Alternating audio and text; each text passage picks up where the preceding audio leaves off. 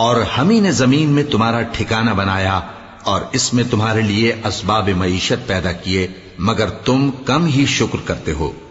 اور ہم ہی نے تم کو ابتدا میں مٹی سے پیدا کیا، پھر تمہاری شکل و صورت بنائی، پھر فرشتوں کو حکم دیا کہ آدم کے آگے سجدہ کرو، تو سب نے سجدہ کیا لیکن ابلیس کہ وہ سجدہ کرنے والوں میں شامل نہ ہوا۔ اللہ نے فرمایا، جب میں نے تجھ کو بھی حکم دیا تھا تو کس چیز نے تجھے سجدہ کرنے سے باز رکھا؟ اس نے کہا کہ میں اس سے افضل ہوں، مجھے تو نے آگ سے پیدا کیا ہے اور اسے مٹی سے بنایا ہے۔ فرمایا، تو بہشت سے اتر جا، تجھے شایع نہیں کہ یہاں تکبر کرے، پس نکل جا کہ تو ذلیل لوگوں میں سے ہے۔ اس نے کہا کہ مجھے اس دن تک مہلت عطا فرما جس دن لوگ قبروں سے اٹھائے جائیں گے۔